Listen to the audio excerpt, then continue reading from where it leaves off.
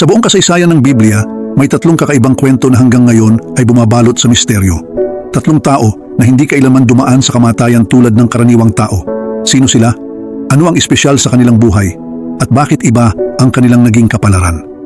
Samahan niyo akong tuklasin ang mga kwento ng mga nilalang na ito, mga tauhang nag-iwan ng tanong at inspirasyon sa ating pananampalataya. Alamin natin ang lihim sa likod ng kanilang hindi pangkaraniwang pag-alis mula sa mundong ito. Unang kwento, si Enoch, ang taong lumakad kasama ang Diyos. Sa gitna ng mga talaan sa lumang tipan kung saan binabanggit ang mahabang buhay ng iba't ibang mga tao, si Enoch ay isang natatanging pangalan. Sa Genesis talata 5 versikulo 24, mababasa ang hindi karaniwang pahayag, lumakad si Enoch kasama ang Diyos at siya ay hindi na natagpuan sapagkat kinuha siya ng Diyos. Isang maikling linya na puno ng misteryo at pagkamangha. Si Enoch ay hindi lamang isang pangalan sa kasaysayan. Siya ay naging halimbawa ng isang buhay na lubos na inalay sa Diyos. Hindi siya nabanggit na gumawa ng mga kahangahangang bagay tulad ni Moses o Elijah. Ngunit ang kanyang paglalakad kasama ang Diyos ay nagpakita ng isang malapit na ugnayan. Isang relasyon na puno ng tiwala, pananampalataya at pagsunod. Sa Hebrews talata 11 versikulo 5, pinalalim ang kwento ni Enoch.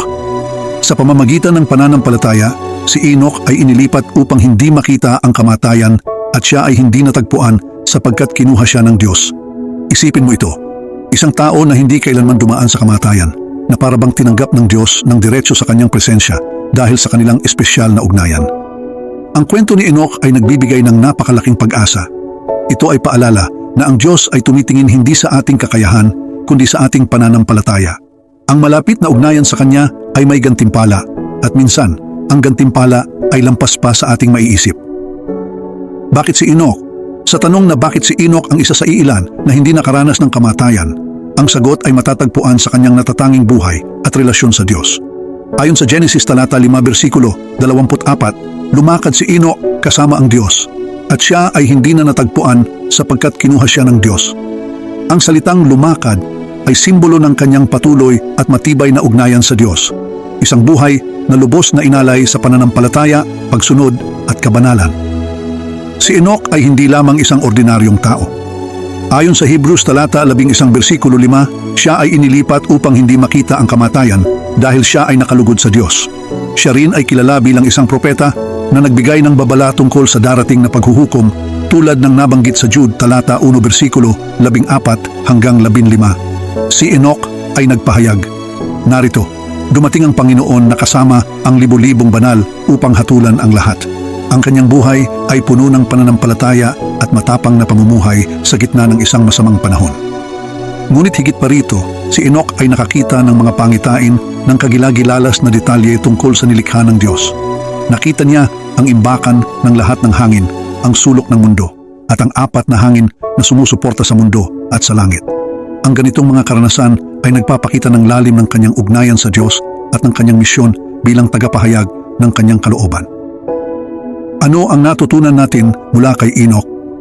Si Enoch ay isang halimbawa ng pananampalataya na walang hangganan.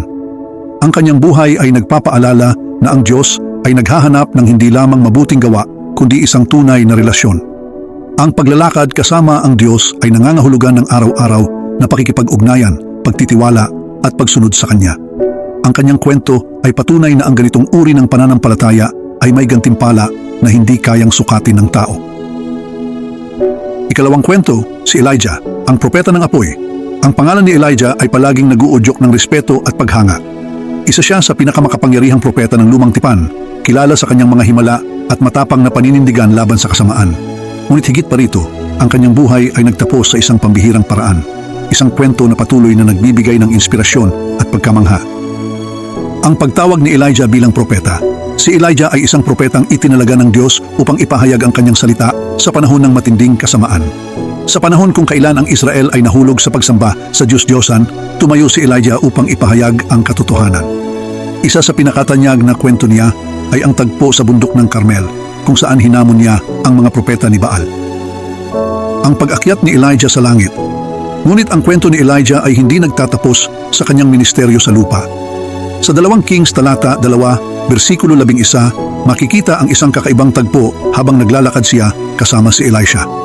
Habang sila'y nag-uusap, biglang dumating ang isang karwaheng apoy na may mga kabayo ng apoy. Si Elijah ay kinuha ng Diyos sa pamamagitan ng isang ipo-ipo, isang pambihirang tagpo na bihirang-bihira sa kasaysayan ng tao. Isipin mo, isang karwaheng apoy mula sa langit dumating upang dalhin siya ng buhay. Ang tagpong ito ay nagpapakita ng kapangyarihan ng Diyos sa kalikasan at sa buhay ng tao. Ang pag-akyat ni Elijah sa langit ay higit pa sa isang kwento ng himala. Ito ay simbolo ng pagtanggap ng Diyos sa kanyang misyon. Sa buong buhay niya, si Elijah ay tumayo bilang tagapagdala ng liwanag sa isang madilim na panahon at ang kanyang pag-akyat ay patunay ng pagsang-ayon ng Diyos sa kanyang katapatan. Ang kwento ni Elijah ay nagbibigay sa atin ng maraming aral. Una, ito'y nagpapakita na ang Diyos ay tapat sa kanyang mga lingkod. Pangalawa, ito'y paalala na ang ating pananampalataya ay may bunga. Si Elijah ay hindi lamang inani ang gantimpala ng kanyang pananampalataya. Ipinakita rin niya ang kahalagahan ng pagiging matapat sa gitna ng kahirapan. At panghuli, ang kanyang pag-akyat sa langit ay nagiiwan sa atin ng paalala na ang ating buhay sa lupa ay pansamantala. Kung tayo'y mamumuhay ng may layunin at pananampalataya, tayo rin ay maaaring makibahagi sa kaluwalhatian ng Diyos. Ikatlong kwento, si Moses ang misteryo ng kanyang kamatayan. Si Moses, ang lingkod ng Diyos, ay nagkaroon ng isa sa pinakamisteryosong pagtatapos sa kasaysayan ng Biblia. Siya ang naging pinuno ng Israel, ang taong ginamit ng Diyos upang palayain ang kanyang bayan mula sa pagkaalipin sa Ehipto at dalhin sila sa hangganan ng lupang pangako. Ngunit ang kanyang kwento ay nagtapos sa isang hindi pangkaraniwang paraan na patuloy na nagbibigay palaisipan sa atin. Sa Deuteronomy talata 34 versikulo 5 hanggang 6, mababasa natin ang kakaibang pagtatapos ni Moses. Si Moses na lingkod ng Panginoon ay namatay doon sa Moab. Ayon sa sinabi ng Panginoon, siya ay inilibing niya, ngunit walang nakakaalam kung saan. Ang Diyos mismo ang naglibing kay Moses, isang karangalang bihirang-bihira, ngunit ang kanyang libingan ay nananatili isang misteryo hanggang ngayon.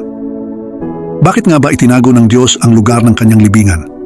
Ang ganitong detalye ay nagbubukas ng maraming katanungan. Marahil, ito ay upang maiwasan ang mga tao na gawing idolo ang kanyang libingan, o kaya na may bahagi ito ng mas malalim na plano ng Diyos. Ang misteryo ni Moses ay mas lalong tumindi sa Jude talata 1 versikulo 9, kung saan mababasa natin ang hindi pangkaraniwang eksena ng pagtatalo sa pagitan ni Michael, ang arkanghel, at ni Satanas tungkol sa katawan ni Moses. Bakit ganon kahalaga ang katawan ni Moses na pati ang mga makalangit na nilalang ay may interes dito? Bagamat walang tiyak na paliwanag, ang kwentong ito ay nagpapakita ng kahalagahan ng buhay ni Moses sa plano ng Diyos. Ang kanyang katawan ay tila may mahalagang papel na nauugnay sa kalooban ng Diyos, marahil kaugnay sa kanyang paglitaw sa hinaharap. Si Moses at ang Transfiguration. Ang misteryo ni Moses ay mas lalong naging makabuluhan nang muli siyang makita kasama si Elijah sa Matthew talata 17 versikulo 3 sa Transfiguration ni Jesus. Sila ang dalawang tauhan mula sa lumang tipan na nagpakita upang makausap si Jesus na kumakatawan sa kautusan at mga propeta. Ang tagpong ito ay tila nagpapatunay na si Moses ay hindi lamang nanatiling patay, kundi patuloy na bahagi ng plano ng Diyos. Ano ang natutunan natin sa kwento ni Moses? Ang buhay at kamatayan ni Moses ay puno ng aral at misteryo. Ipinapakita nito na ang pagiging tapat sa Diyos, kahit hindi natin makita ang buong plano niya, ay may gantimpala. Si Moses ay hindi pinahintulutang pumasok sa lupang pangako. Ngunit siya ay dinala sa mas dakilang plano ng Diyos, ang pagiging bahagi ng kasaysayan ng kaligtasan sa pamamagitan ni Jesus. Pagninilay, ang tatlong dakilang tauhan. Ang mga kwento ni na Enoch, Elijah at Moses ay nagpapakita ng hindi mapapantayang kapangyarihan ng Diyos sa buhay at kamatayan. Si Enoch na lumakad kasama ang Diyos at kinuha ng buhay. Si Elijah na umakyat sa langit sa pamamagitan ng isang karwaheng apoy. At si Moses na may misteryosong kamatayan ngunit muling nagpakita sa transfigurasyon. Ang lahat ng ito ay nagpapaalala na ang Diyos ay may plano na lampas sa ating pangunawa. Ang kwento ng tatlong dakilang tauhan na ito ay nagtuturo sa atin na mamuhay ng may pananampalataya tulad ni Enoch, magsalita para sa katotohanan tulad ni Elijah, at maglingkod ng may kababaang loob tulad ni Moses. Paano natin mailalapit ang ating buhay sa plano ng Diyos? Ang sagot ay nasa ating pananampalataya at pagsunod.